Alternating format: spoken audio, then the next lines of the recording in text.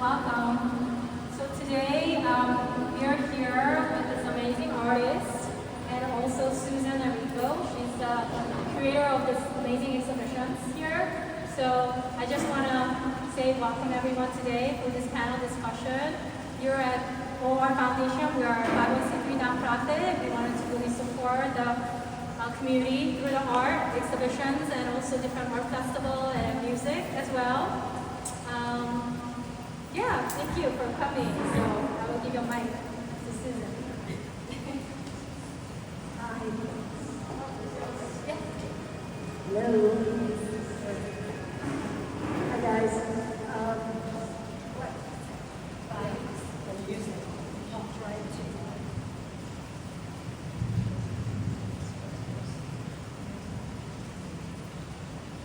I'm going to introduce Kelly Mathews and Caren, Helene, Rudman, and I'm going to actually read their bios so I don't make any mistakes. Kelly first. Kelly Mathews is an artist from St. Joseph, Michigan. Her history with addiction, rehab, recovery, and bipolar disorder lends her a unique perspective on the world around her. Primarily using encaustic photography, her work deals with social and political issues and erasing the stigma of mental illness. She is currently the artist in residence for the Ryan Langsang Bipolar Foundation. Her solo exhibition, Being Bipolar in a Polarized World, has toured many universities and art centers in the Midwest. She's been a panelist for the International Society for Bipolar Disorder Conference, a featured speaker for the Stiles Nicholson Brain Institute, is a partner in McLean Hospital's Deconstructing Stigma program, and is now part of the Neuro Arts Blueprint Resource Center. Kelly, raise your hand.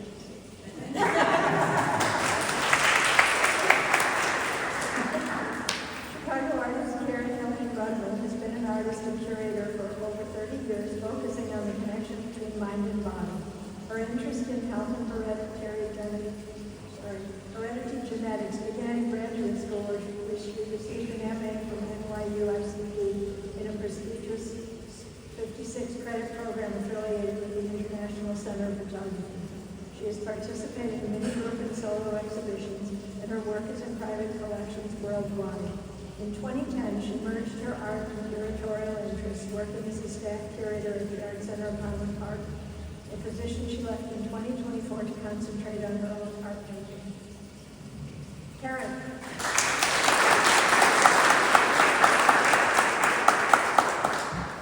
So we're going to start at the very beginning with childhood, and I'm going to ask Kelly first. At what age did you begin making art? I was really late coming to, can you hear me okay? I was really late coming to actually making art. Speak a lot closer than you like it. Well, Just turn it back and forth. I don't want, I'm loud by nature, so I'm trying not to. Yes, you are. I was actually really late coming to making art. In high school, I competed nationally in the Arabian horse industry, so I was not really allowed to have any other hobbies or interests. That was all I did. I got up in the morning and did chores and worked horses, went to school, got home, and went to the trainers to school. So I didn't really get into art until probably my junior year of high school. And then I had to go outside and because school was for brain classes, you know. So I didn't take any high school art, but I went to the community college to take photography courses and the Des Moines Art Center to take some drawing courses. And then surprised and traumatized my parents by getting into the Kansas City Art Institute. I also got into Northwestern and Berkeley and chose the Kansas City Art Institute, and I don't think either of them have forgiven me yet. Caren, how about you? Funny, we've never really talked about this so much, but I too got into fine art late. I was always creative, and so I was always trying to figure out where I fit in to the world, but I couldn't draw on a tree to look like the tree. So I danced and I played the piano and I did, you know, all these other things that were creative outlets. And then I was a philosophy major and I started studying art history, and because I didn't think I could draw the tree to look like the tree, I started taking photography and fell in love with photography. So went back to graduate school at NYU, and ironically, I started at Columbia College here, and then ironically ended up not doing any photography at the end of graduate school because it was a completely interdisciplinary. I was doing performance art and writing and mixed media. So I have my master's in photography, and you can tell there's a lot of photography influence in really what both of us did, which I think is interesting. And what about exposure to art at home when you were kids? Were you exposed to art? Did your parents collect, or were they interested in art, or did they interest you in art? I was always exposed to art. My sister's sitting here, but every year we would go to the Art Institute with my grandmother.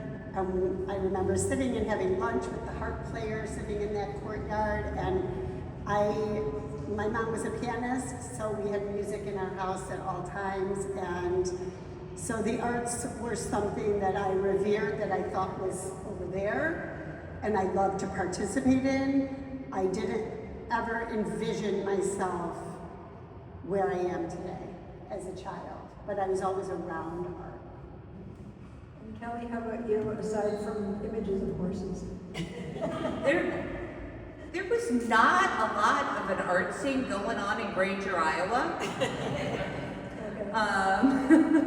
My first exposure was on a field trip to the Des Moines Art Center.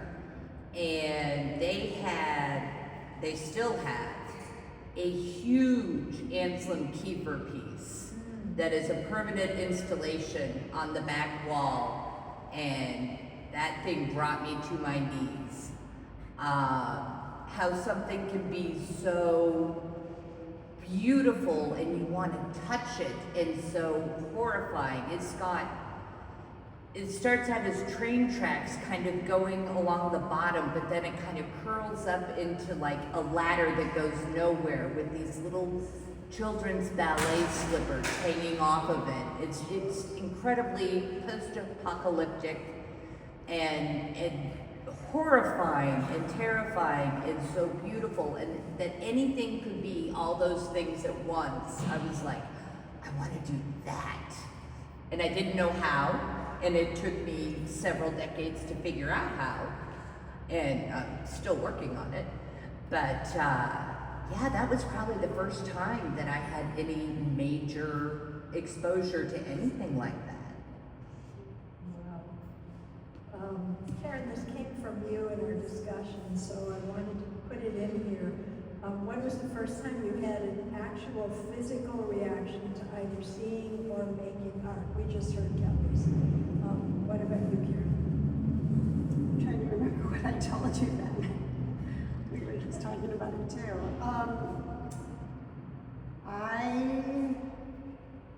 You talked about voices and visions. Oh, right. So when I started, really when my own artwork kind of took off in a different direction,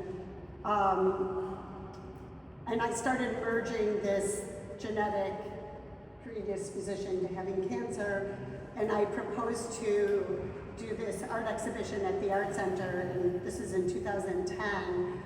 I had put out a question, so there were three parts of the exhibition. There was the mind, which was asking a question to people anybody could answer, and we had a wall of statements.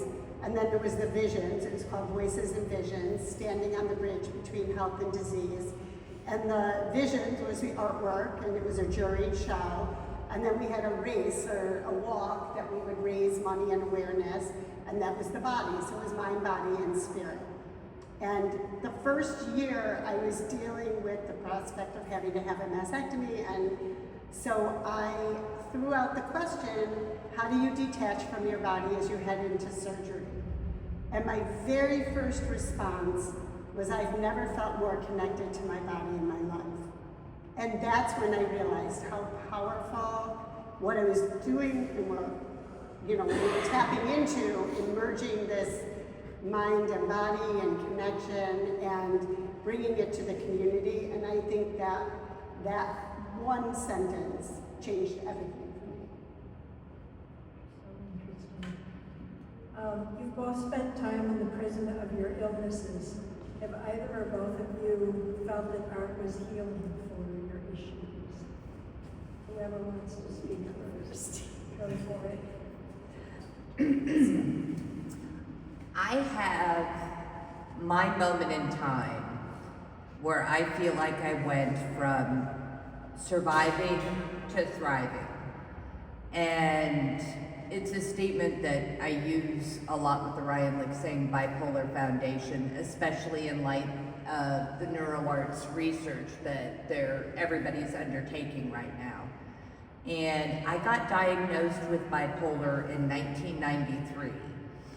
And at that point I was still training horses and competing all over the country. I was in survival mode. Even though I was taking my medication and I was physically exhausting myself into sleep and everything else, I was sort of running that survival line instead of embracing who I could possibly be. And there's a stress level in competing for a living that probably isn't the healthiest lifestyle choice for someone with bipolar disorder. So when I retired in 2014 and went back to making art full time is when I made the switch from surviving to thriving. That's when I found my voice, who I really was. It started with a project called Resist Fear, because I had so much pent up fear of how people would perceive me as someone with a mental illness. I mean, people who knew me knew I'd been diagnosed, but making art about it or being public about it is flat out terrifying. And just realizing how much fear really inhibits every decision you make in life if you let it. And as soon as I started losing that, and obviously we have two collaborative pieces of that back there, I feel like I really went to a much more joyful and fulfilled place than I think I knew I was even capable of. I think before that, if you would have asked me if I was happy, I would have said yes. But I don't think I knew what happy was. And so being content and maintaining felt happy until you get happy. And you're like, holy crap. Huge change. Caren. Okay, so, do you want me to answer that one? Yeah. So when I was in graduate school, I had a mentor who I took a class on the body and learning to make work from a place of body. And it was really in that setting that I started realizing that I had this dream that, other classmates had these really cool dreams they were sharing and making really great work from it.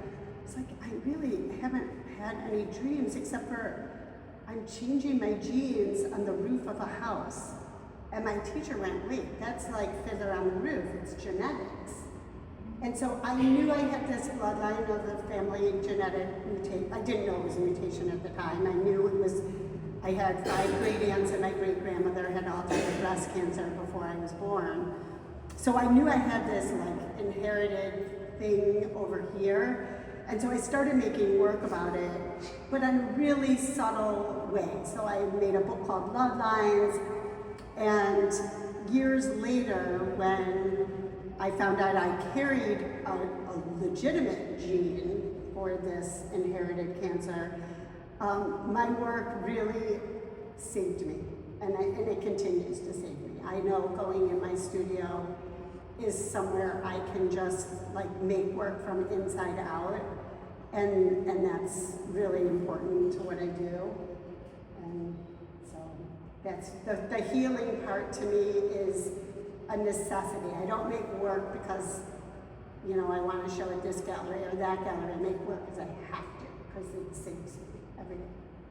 So you told Kelly that when you had your mastectomy, because of all the drains and all the things, it was very hard for you to make art. Can you tell us what you went through in order to make art so that you could heal?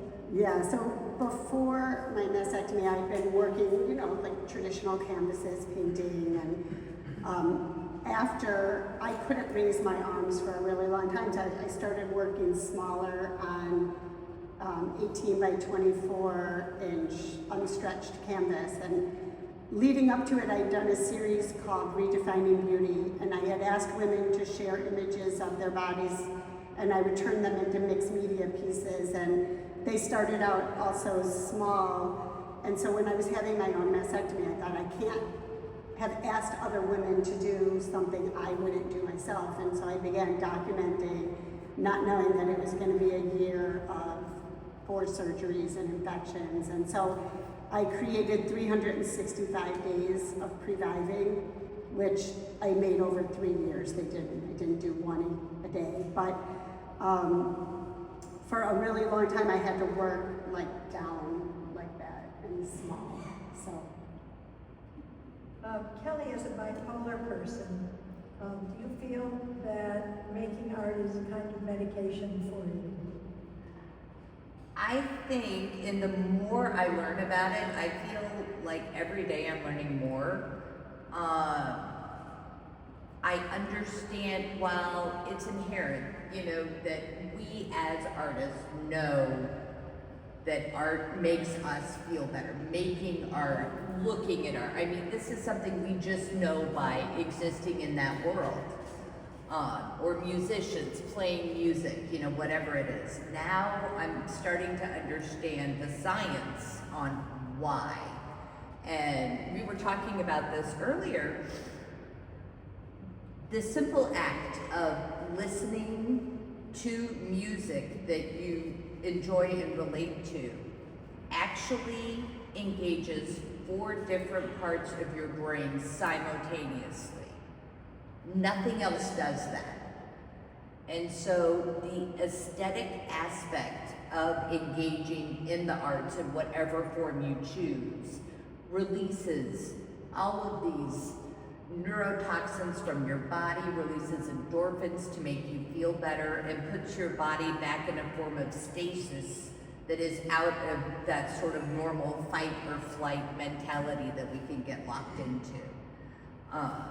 It's amazing. So it's like now I just know if I start to work on something, even if it's terrible, which a lot of, you know, it can be when you're experimenting and messing around, you'll feel better and it'll help your entire body let go of so much that you shouldn't be holding on to. can I add something Yes, to that too? please.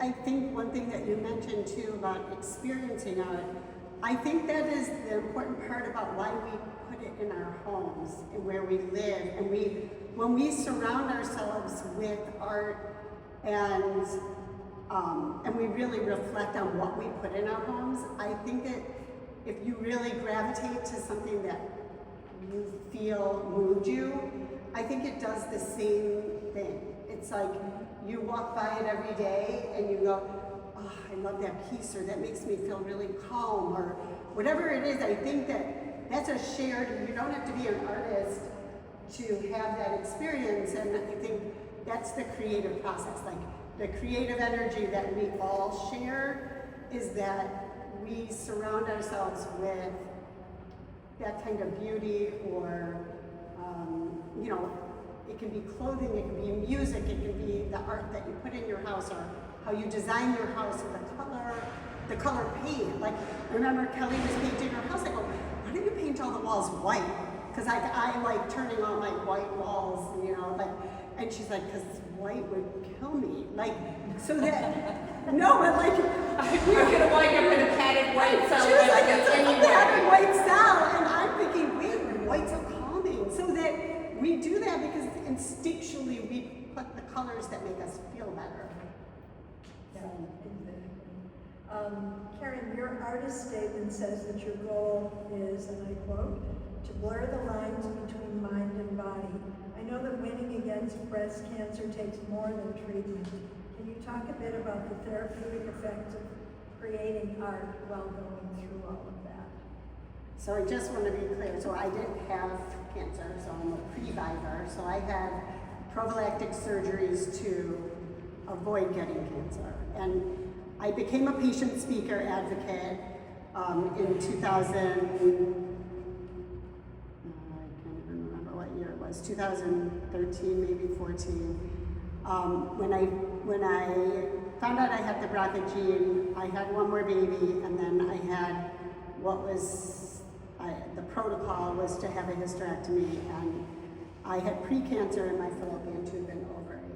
So it saved my life, and then later my sister found out she has the gene. And so the intergenerational trauma of this is just, I used to say that knowledge is power, and I wish that that was enough. And I like, just looking at my sister right now, because we're dealing with the next generation, and I wish that my work and that the work that we did as a family was enough, but it has continued to affect us. And so I bridge mind and body because I think they're one thing. And so if you look at my work, and I've moved to plexiglass because plexiglass allows you to see both the inside and the outside at one time.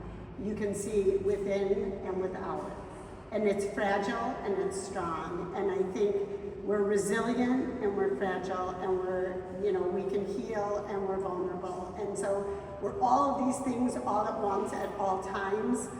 And so that's really that's the art and healing to me, but it's also the fragility of it.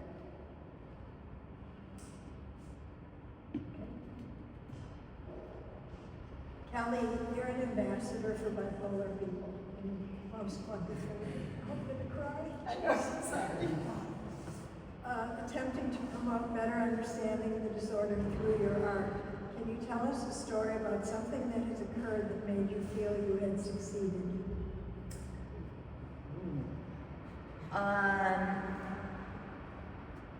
I think the first time I realized that I might be making a difference was right after my show at the Highland Park Arts Center.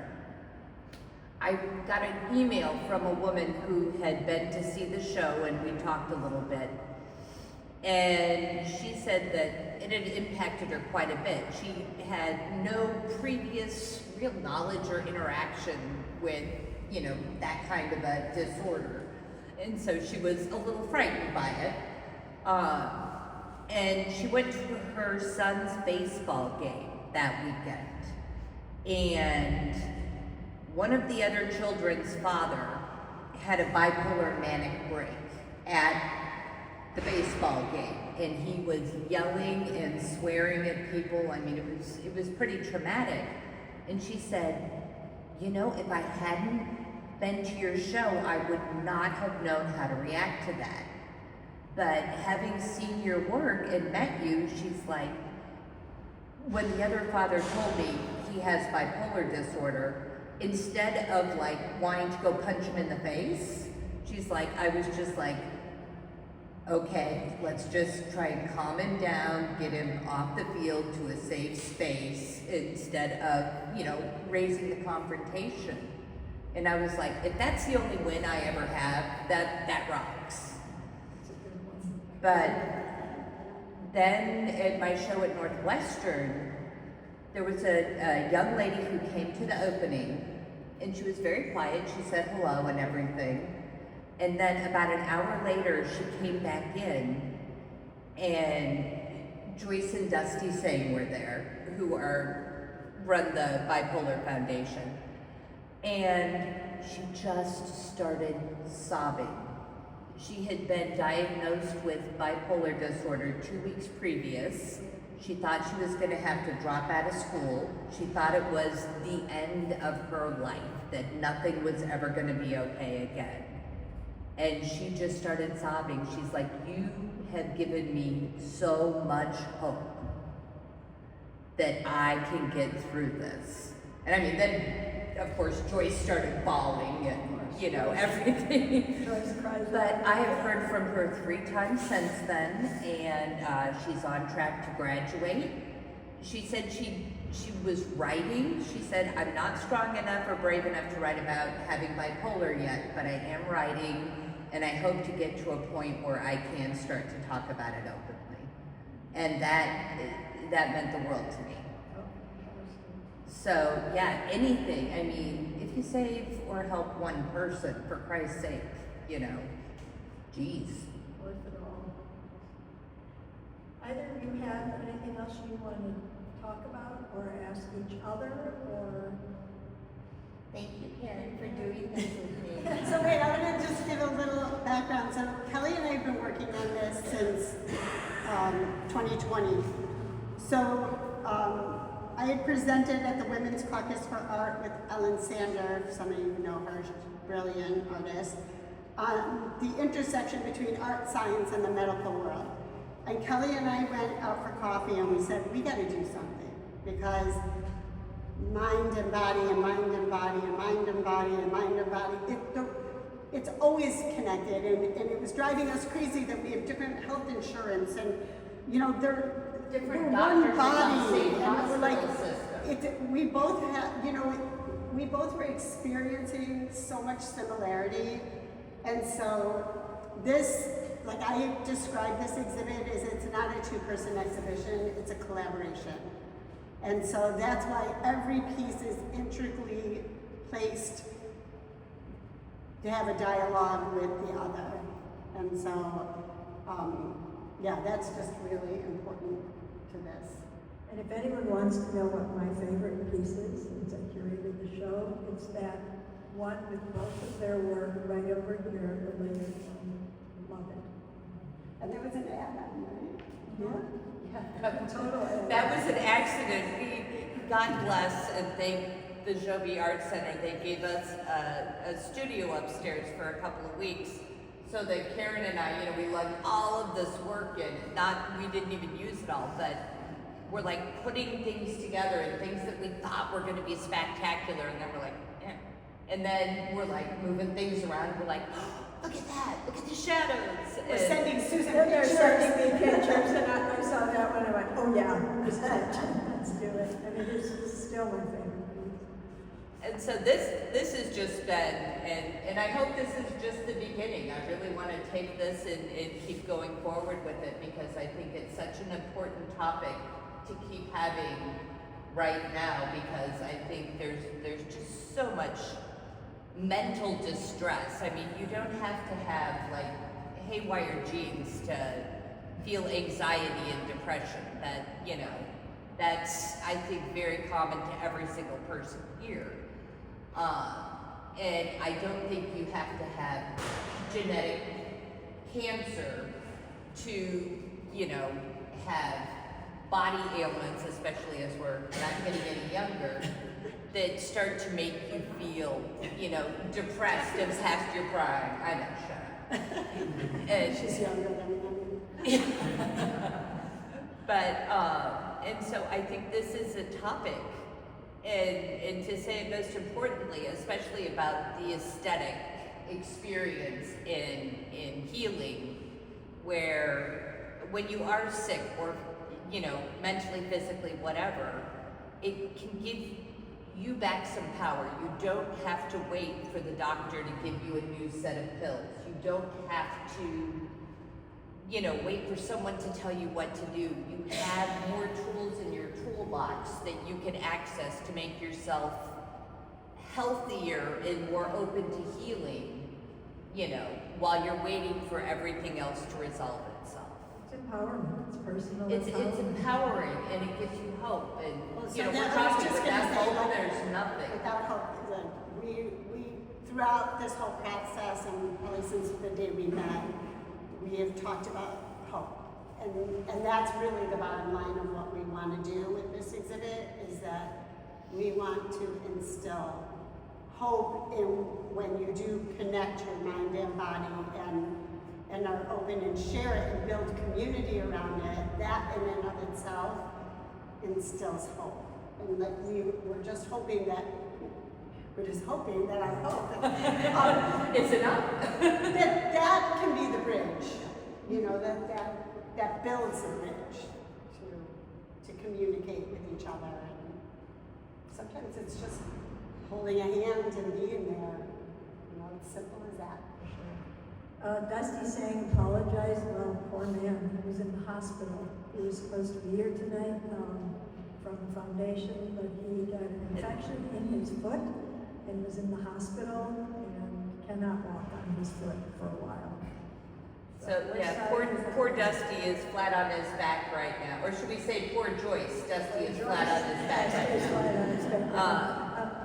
And very, very sorry that he can't be here to participate. And we miss him terribly, but hopefully we'll have the chance to do this again sometime and get him out here. Questions from any of you for either of them? About the show, about anything? Like, So I'm a physical therapist. I school with much support from Caren, by the way. And I just think that art in mental health is so critical and so important when I see firsthand how art therapy supports traditional talk therapy and it's incredibly powerful and meaningful. And I hope in a therapeutic environment we see more of that. This is incredibly inspiring to me and to the work that I do and thank you, amen to that. Actually, and I was just talking to a woman who owns a gallery. She has a show right now that's phenomenal. And as we were talking about, you know, that Anselm Kiefer experience but it's a soothing show. And I was like, it would be so fantastic if you could bring a group of people from, you know, that kind of a program in to just sit down, look at the art, talk about what it's making them feel, you know, and she's like, you know, I would love to do something like that.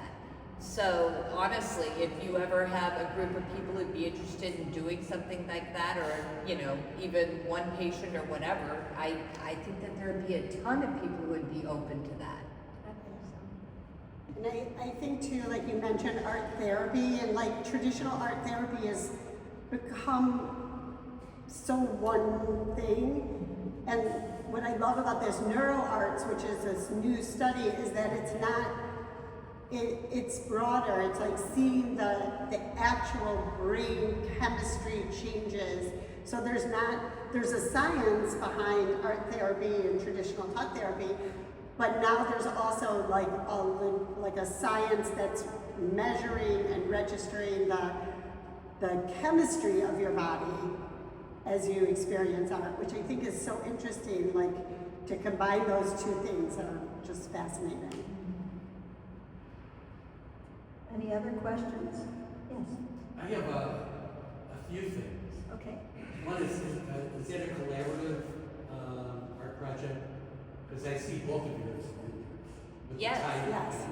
So there are several pieces in the exhibit that are not just hung in front of each other. So Resist Fear, like Kelly mentioned, her Resist Fear project is really what connected our two things. Well, you can tell this story, but I want to speak for you. And so the very first time I premiered Resist Fear was actually here on the 4th floor at Sergio Gomez's studio. He heard about the project, or I was talking to him about the project. He's like, I love that idea. Let's put up some boards in, you know, my studio over 3rd Friday and see what people do. and it blew both of us away. The premise was we put up these blank boards and gave everybody these paint markers and instructions to write down all of their fears so that they could literally and metaphorically walk away from them, with the thought then that we're gonna bury all of their fears beneath this thick layer of black wax, and then I'd carve out the words resist fear so that you could just see part of the writing and part of the words come through. And what I thought was gonna happen is people would kind of go up and write something down or whatever. And what wound up happening was, and I've got pictures, there's like 30 people gathered around these boards, and I've got like 100 markers on the ground, but they take one marker, someone goes up and writes something on the board, and they all go, oh, and then they pass the marker. So they were all really engaged with what each other was writing down. And then this woman walked up and she wrote down fear of passing my cancer gene to my daughter. And that just ran goosebumps up the back of my neck, because I recently met Caren and started working with her, and I was like, oh my God, this is her life. And I called her almost immediately, and I was just like, bah! And that's what started to spark off the idea of both of us sort of dealing with the same sort of thing in that intergenerational trauma where she's lost half of her family and I've lost half of my family to addiction and mental health issues. So for these pieces, we took the last two of the big panels, and I created these pieces so you can see half of one body is on one and half of the other body, half the body is on the other. The other pieces that are collaborative are the ones in front. So those two pieces of mine are layered with the text from Kelly's poetry. So, and then the using the pills in art and the medication, that was something that came about for this exhibit also. Like I said, we didn't want this to be a two-person exhibition with Kelly's work over here and my work over there. We wanted it to be immersive and interconnected. So did I. Yeah. I have a few more. If someone else wants to talk, I'll take less. Go for it. All right. One thing that really hit me about those two, and I was kind of shocked because I saw the white, and then I saw the red. It was like, whoa! It felt like blood. I was really surprised because it looks very like together. Whoever did that is kind of not spared in me anymore. It's like you know what you're doing. And then all of a sudden I see this red going, it's like, wow, maybe there is something there that's still a little unsettled. So, was that your purpose, or there was no purpose, it just felt it? So I have another piece with the red line through it, and I've done that a lot throughout my career. Like I mentioned, the first piece I made that was accepted to a gallery in New York was called Bloodlines. So this idea of genes and veins and bloodlines have been an integral part of my work since I was in graduate school. How did you get that kind of, what's the word I'm looking for? The kind of shapes that you have there that are anthropomorphic looking and kind of facial? That's my secret. No. Did it take you a while to develop that, or was that So really it conceived? started during COVID. I started a series called Still Here, and I was cutting up snapshots of my mom's. And so I was cutting out silhouettes of the actual snapshot. And I started to make a piece and post it every day of the shutdown. And so that shape of a head and kind of came out of that series. And now it's not from an actual snapshot, but it's that shape just stayed with me. And I'm kind of obsessed with it. So it's not going anywhere. Yeah. Okay, the next question is for both of you. And it comes from my own experience experience as someone with bipolar disorder and with giving expression to what's inside. And what I want to ask both of you is something I've experienced, is that I do it for myself, hoping it will have an effect on someone else. But then, in addition to that, I find myself being an artist and hoping I can get into an art show. There's like two different kinds of artists.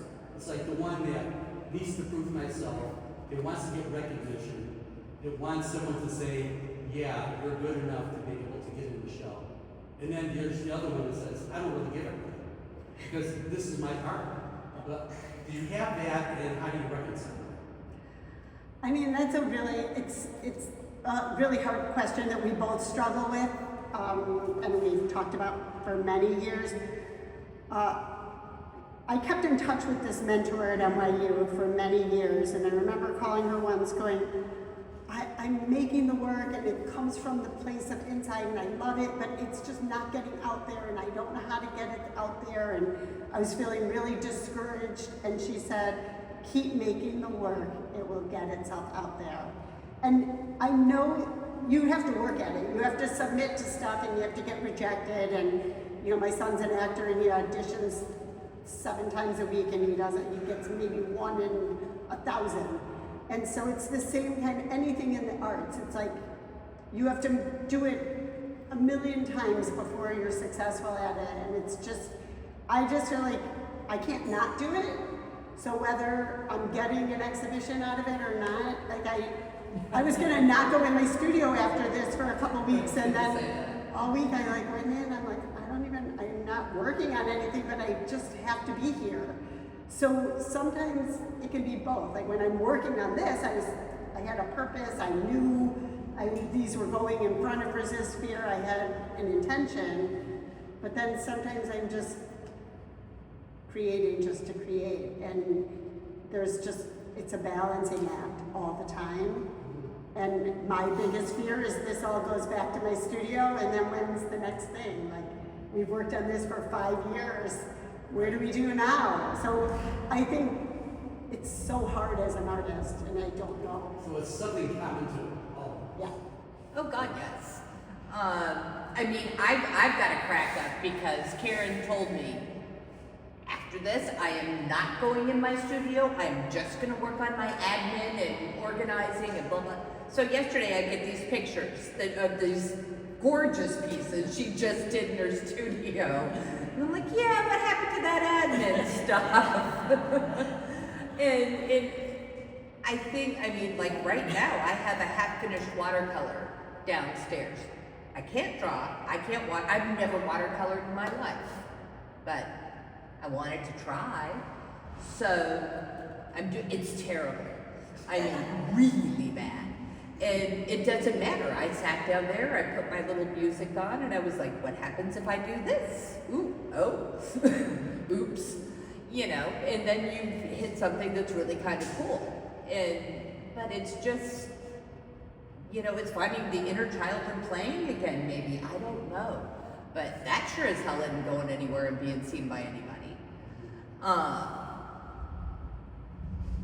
But I also agree, and I've had several talks about this, because particularly like our work where it is publicly speaking about having bipolar, and where it's only half done until someone sees it and interacts with it. And it was talking to someone and she said, your biggest job, talk to everybody about, you know, what's going on out there and what you're doing, and never say no. Don't be like, oh, well, I can't work for free, or I can't do this, or can't do that. It's like, don't say no. Get excited about every opportunity, because you never know what's gonna happen.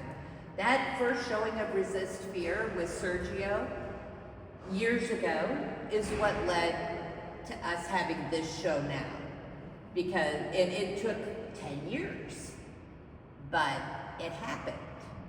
And, you know, it's about building relationships and letting people know what you're working on, and it'll find an audience. And I just want to add one thing, like for me, I was insecure about my work for a long time, and it wasn't until I really also delved into curating that I found a different voice and a confidence in myself and built relationships with amazing artists, and that's how I met Susan and Julianne, and like, that's how I met Kelly. So I think being around other amazing artists just lift you up. And, you know, I think, you know, my collaboration scarf with Susan is so meaningful. So, you know, we met at a very, you know, I was looking for a photographer for an art exhibit, and somebody had pulled out, and I was freaking out a little bit, and somebody said, oh, do you know Susan Aurinko? You should call her. And I called her, and she goes, sure, I'll do it.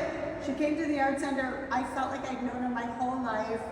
And the next thing you know, she's making a scarf with my work and raising money for Lynn Sage. Like, getting out there and just building connections and having a relationship with other artists is such a huge component. And I think we lift each other up, you know, so. Keep showing up. You'll start meeting people and making connections and collaborations and building your world. Where do you go? You're here. Opening. Just the start. That's Opening, it. go to talks, go to anywhere artists are. Because I work on the internet, you pick it up from someplace, so it's there without a knowing. Go The to internet's openings. They're all over this city all the time. Chicago Gallery News. And mostly artists are at openings anyway. And how many people are here that are part of the group show on Art and Healing? Because part of our exhibit, we had a juried exhibition, and that work is equally incredible and meaningful, and I know there's one. How many? Are you? Do we have many artists here from the show? I see one, I see two. Thank you. That work is almost intimidating, Because honestly. that was a really important component to this whole project, is that we are not alone. Our stories aren't alone. We are not, this is a universal community, you know, this isn't just one person's story. We all experience it. We all have had loss. We've all struggled with mental health, physical health. And so that's, you know, we feel very grateful. And we're so, thank you, Injan. And are we done? So thank you all for coming.